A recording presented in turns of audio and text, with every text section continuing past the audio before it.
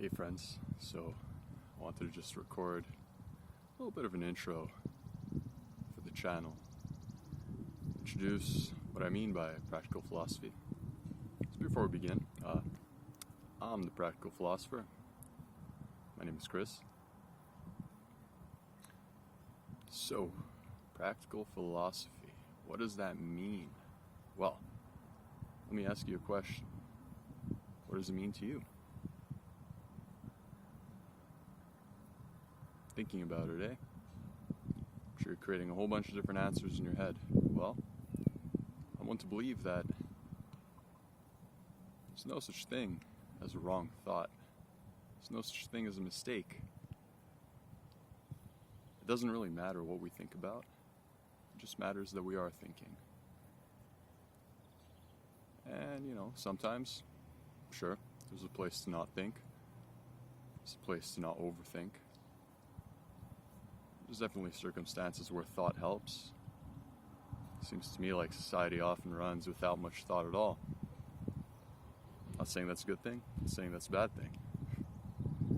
It's for us to judge as to whether that's good or bad. Not saying judgment's good or bad either. It's another judgment you can make yourself. If judgmentalism as a whole is a good or bad thing, I don't really know. Think about it. Certainly can think about it. Sometimes being judgmental, I don't know, beneficial. Sometimes it hurts. It hurts the person you're judging. Maybe you're too harsh on yourself. Maybe you're judging yourself too hard. Maybe you tell yourself, oof, I'm having really bad thoughts right now. Those are just judgments. You don't have to take them seriously. Who said you have to take judgmentalism seriously? Maybe you told yourself you gotta take it seriously. So what I'm trying to say is practical philosophy is just a state of mind. The same way we exercise our bodies and our muscles, we gotta exercise our mind as well. Practice conscious thought. And also practice being silent as well. I'm one to believe in the duality of understanding, and so to me, at times, the spaces between words carry more meaning than the words themselves. The silence, that's the background, that's the foundation, the space, the foundation of our universe. That's what we need. And so, going back to what I just said, there's a place and time to think. There's also a place and time to just watch and be silent.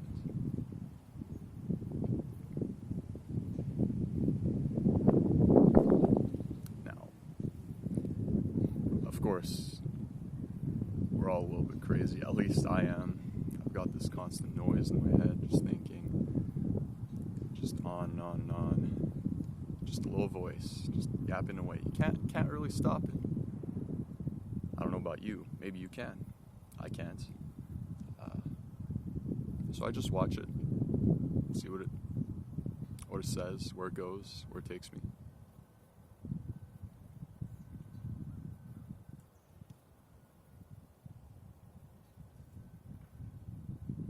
Yeah, can't escape it. So you gotta live with it. How do we live with it? Well, like I said, gotta practice. Practice, practice, practice. Practice meditation, practice thought. Try and control your thoughts so your thoughts don't control you. And maybe, just maybe, if we're lucky, we can find a little bit more harmony in our lives and in society. The world's a bit of a weird place right now. So I kind of want to start this channel, the practical philosopher stuff, to put stuff into perspective for people. Be a bit of a voice of reason, but also a voice of emotion as well, because I don't think you always need reason either. Now, I say I don't think, well, I do think.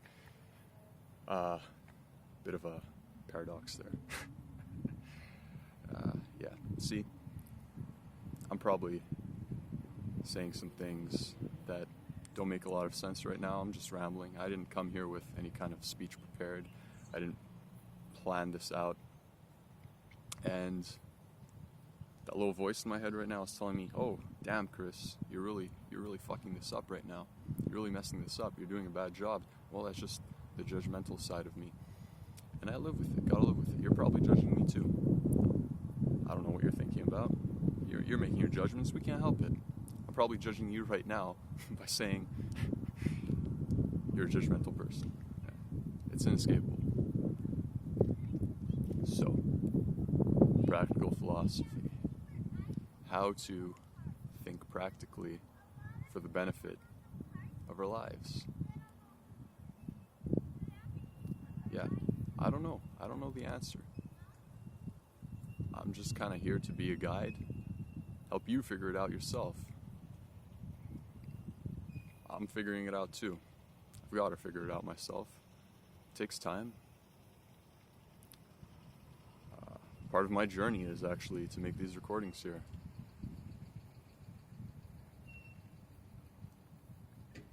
Sometimes it helps to have a bit of a diary and document your thoughts, your feelings, your emotions, your occurrences, the events that are happening around you, what have happened, what you're worried about, what will happen.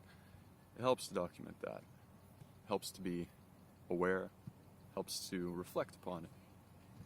So, it's part of the process. But yeah, I mean, no such thing as a wrong thought. That's just our judgmental nature saying, that's a bad thought, that's a negative action, negative consequence, positive consequence, benefit.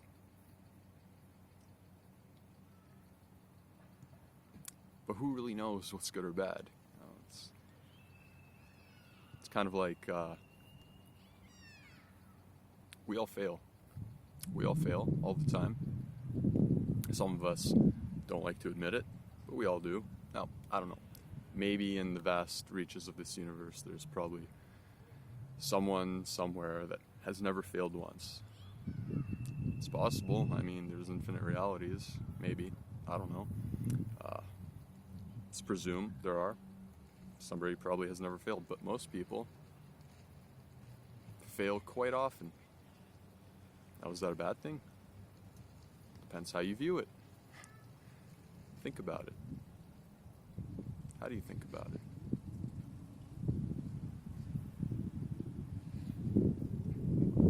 You fall off your bike, scratch your face on the floor. I mean, I've got some scars here from a bike accident I had last year. Huge failure. Tremendous failure. But I don't think of it as a bad thing. In fact, I think failures are just little lessons that you could take and culture positivity out of them. Nature fails all the time. I mean, look behind me, there's a forest. Maybe 1 in 10,000 seeds actually grow up to be a tree. Probably much worse odds than that. Maybe 1 in a million seeds grew up to be a successful tree like that. The rest failed. Doesn't matter. It got done. Nature took its time, and it happened. Each one of those failed seeds failed for a reason. And who are we to judge what those reasons are? We don't know what they are. We can just think about them and kind of guess. And there's nothing wrong with that, again, like I said. Don't judge your thoughts. More importantly, practical philosophy to me is discovering who you really are as well. I consider myself a philosopher. I consider myself an artist. I consider myself a lot of things. In fact, I think each one of us is everything. Everything, everything, everything. And we can judge who we choose to be moment by moment. So right now, I'm an actor. I'm acting in front of this camera. I'm the practical philosopher. But who am I really? Well, like I said, I think I'm everything. I think we're all everything. And there's many, many ways we can approach this.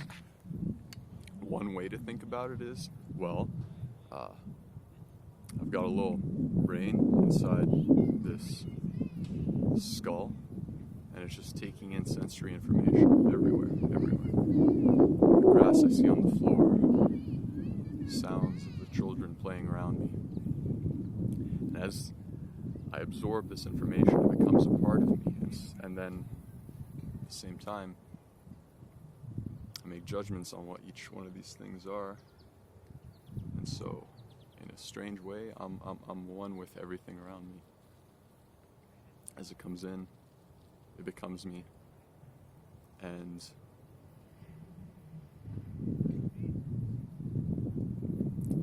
I'm getting a little lost in my thought right now. Like I said, no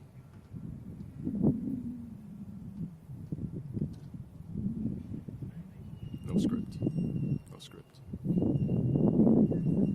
I'm overthinking things now. I'm trying to search for ideas I had a couple of days ago. I mean, it all made sense in my head, but it's hard to communicate as well. And so, yeah.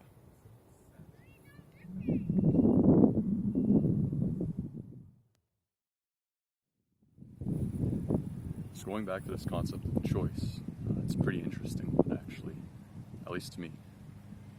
We could choose to be whatever we want to be because we're everything.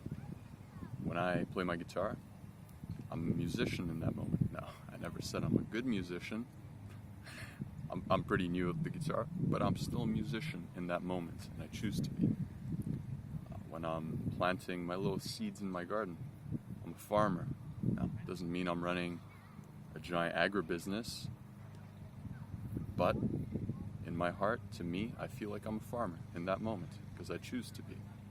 I throw away the judgments and I just accept the reality of the situation. If I'm repairing my bike, maybe designing a little bit of a modification, I'm simultaneously a mechanic and an engineer. Now, do I have my engineering degree yet? No, I'm still a student. But in that moment, I could choose to be the engineer. I could choose to be the architect, the designer, the creative. And it doesn't matter what the common definitions are. It's just, those are just judgments again. And my personal judgment is that we set these artificial limits and constraints, but we don't really have to. Sure, they're useful for certain circumstances. But on the other hand, there's times where not setting these barriers, tearing down the walls of definition, can also be useful in seeing our hidden inner potential and throwing away the fear of doing something new, something hard. Because I'll be honest, like I said, I'm not a very good farmer, I'm not a very good musician. Pretty new at this artist stuff, pretty new at this video stuff. I'm a filmmaker right now. Doesn't mean I'm a good one. But you have to let go of that fear. As I'm trying to do, I'm trying to let go of the fear of being judged, making mistakes. Because in all honesty, like I said, it's just a state of mind. If you don't believe in mistakes, you'll never make a mistake in your life. If you don't believe in definitions, in compartmentalizing everything, you become one with everything. Now, going back to that concept of everythingness, so in that metaphysical sense, we can choose to be what we want to be. It's one way we can define everythingness. I feel like I should re-explain what I was talking about earlier with the sensory stuff coming in our mind interpreting it. So, we're not really in touch with reality, if you think of it from a physics perspective. The information that comes in through our nose, through our mouth, through our touch, through hearing, through sight. It's always lagging a little bit behind. It takes time for that stuff to get into our brain. It takes time for the brain to process it. So our brain is creating this universe all inside of here. It's just like a brain in a vat, except you can kind of feel it, I guess. But from that perspective, we're the creators of everything. We are everything. Our mind is creating the world around us in our real time, lagging from reality. So everything we see is part of us because we created it. Now another way, a more religious or spiritual sense, for example, before I was born, there was a whole bunch of matter still in existence without me. And it happened to just conglomerate just right to form the embryo in my mother's womb. And it kept accumulating more and more of this matter and energy just right. So that I was birthed. And as I grew up, as I grew from child to adult to who I am now, there was this constant exchange of matter between the outside world and who I consider myself, me, and my brain, my neurons. Constant exchange. So I was building myself out of the external world, so once upon a time, the water on my tongue could have been in the trees behind me, in one of the leaves. The carbon could have been part of the root of that tree, which is now the carbon that makes up my skin. And the cycle just continues. And if we throw away our standard notions of space-time, just for a moment, just hold it up in disbelief just for a moment, or hold up your disbelief for just a moment. Consider that at some point in time, the matter that constitutes us right now was in other places, in other points of time. And so, in a way, kind of zoom out and look at the totality of space-time, we existed everywhere, all at once, but we only kind of see snippets of it, bit by bit, in this moment. And like I said, in a more spiritual sense, this kind of can go into the whole narrative of reincarnation. I mean, it makes sense. When I die, my body will decompose and the elements will go back, and maybe the water on my tongue will go back into the tree. Maybe the carbon on my skin won't go back to the roots, but it'll go back to the grass, which will then decompose, get washed away by some water, back there, back into the roots. So everything just kind of cycles.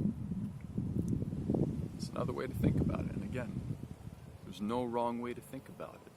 You got to suspend your disbelief, kind of unlearn what you've learned, to reopen your mind, reopen your heart to new ideas, new ways of thinking, and maybe, like I said, find a little more harmony in your life and in your place in this universe. So, this is Practical Philosopher.